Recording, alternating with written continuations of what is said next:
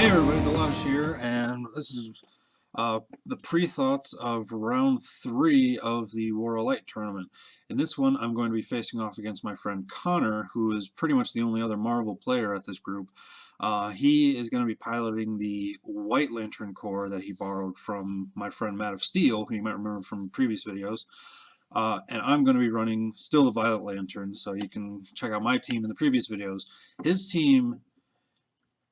team is running hot. He's got both of the chases, both of the prizes from this tournament, the Martian Manhunter and Jade.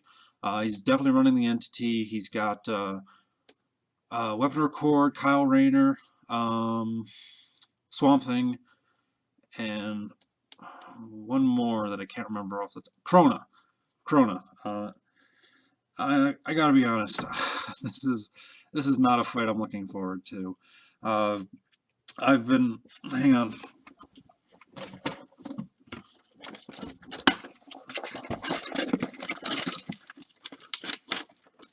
I printed off all of the stats for all of the different teams and organized them and memorized them. I probably know these guys better than Connor does at this point, because I'm not looking forward to this. This is going to be a brutal fight.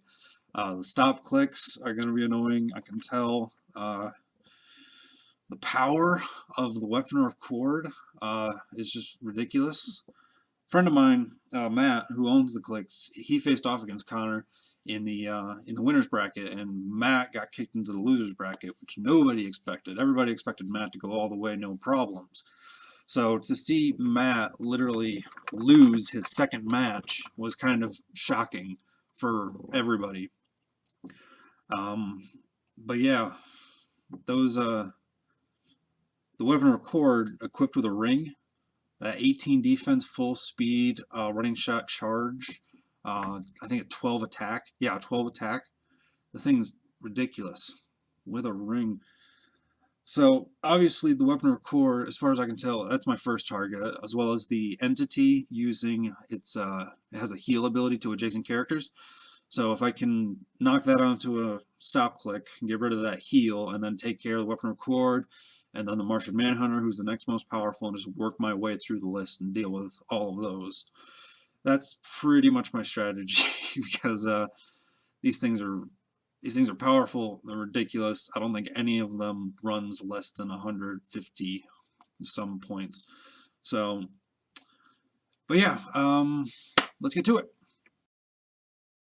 Alright, well, after that battle, I'm not going to put them all up in a YouTube video. I'll just give you the basic rundown.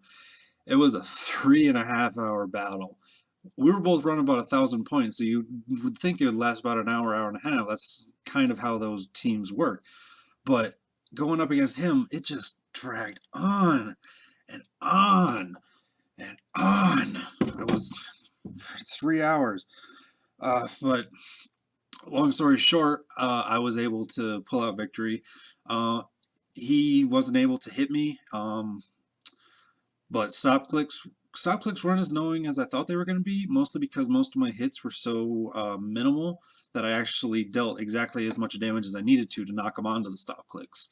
I think maybe once, it actually prevented damage from happening, so nothing major there.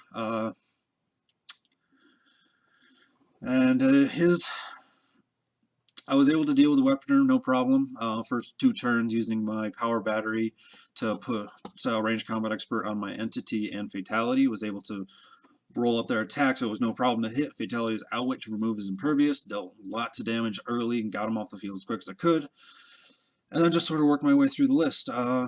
No real major problems in that department, but just kept going and going. He definitely played his team very well. He used Outwit to remove my Mystics team whenever he could. When he lost the ability to Outwit, he switched to Mind Control and tried to use that, which was very clever. But yeah, I was able to take out his people. He wasn't able to do any real damage to me, especially running the power battery. That helped. And actually, afterwards, I realized that I wasn't adding the power rings, +1 defense to all my guys that had it. which means that like maybe 1 or 2 of the hits that he actually got through on me would have been ignored because I would have been a little bit higher than I actually was. But, you know, you live and you learn. So anyways, that puts me at winner of the winner's bracket. I'm heading into the championship match against my friend Matt. I just got word today that he was able to beat Connor in the revenge match, and so now it's me and Matt going in for championship. If he beats me in this next round, we fight again. If I win, then I get the tournament, and I get the 2,000 point monster Necron that everybody's looking forward to. So that's going to be fun. Oh, God. I'm so tired of that match. You wouldn't think sitting around a table rolling dice and moving miniatures would exhaust you, but it does. Oh my God, I'm so tired. But yeah, I got through it. Oh, after this tournament, I'm going to take a break. Oh my God. But anyways, yeah, it was fun. It took forever. Definitely a good match. He used his abilities very well, but I was able to just keep going. I was able to use my swarm. I had more recruits. I had more guys. Power battery let me be flexible on the field, and I could react to things that he was doing. You know, like if he's running his 6 characters, he moves all 6, and then he moves all 6 again. Then he's got to clear. I can move 10, and then I can move 4 or 5. And then those guys will have cleared, and I can move some of them, and then these guys will have cleared, and these guys will have cleared, and then I'll move them. I was just able to keep moving. I was able to do more stuff per turn, and my recruits weren't very weak because they were getting +1 off of leader. Some of them were getting constructs, which were giving them +1 off the power ring. So I mean, the recruits weren't pushovers. My main force, my fatality guy, Gardener, Miriam, Star Sapphire, and Entity, they were definitely able to pull their weight because that's what they were supposed to do. And yeah, it really came down to a matter of attrition, and I could just do more. And I was able to hit more often, do a little bit of damage each time, and just kind of wear through him until eventually he ran out of guys. But yeah, so that's the end of that. Victory in my favor, which I was not expecting, to be honest. I literally went into that expecting to lose just from some of the abilities and the fact that he was able to pull out a win against Matt. But yeah, so keep an eye out for the next Battle of the Core video where I will be facing off against my buddy Matt. I'll consider whether or not to record that. Hopefully it won't take 3 hours and 12 turns and everyone doing all sorts of stuff, so I might do it. Problem is I'm recording on an old iPad, so I don't really have the best video quality no matter how I do it. But, you know, I'll give it some thought. I'll figure out. Leave in the comments if you want to see turn by turns or if you just like these before and after round offs.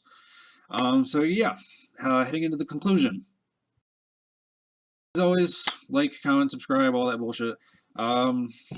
Do you guys like these battle reports? Do you want me to start doing these more often? Do you want me to just start doing like the little ones, less tournament, more just like sort of fun stuff? Because I mean, this tournament, I don't like playing tournament style very much because I don't like putting something at stake. It makes me too competitive. I kind of like just having fun, just playing the game. So, do you guys like this tournament stuff? Do you want me to do more tournaments? Do you guys like just the turn by turn battle reports, round offs? Let me know your thoughts about all that. But yeah, and keep an eye out. I've still got plenty to do for the Click Talks. I got so many of them to do. But yeah, and I also got plenty of unboxings left that I need to hurry up and wrap up. So keep an eye out. And always take care, I guess. Got to come up with a better catchphrase, swear to God.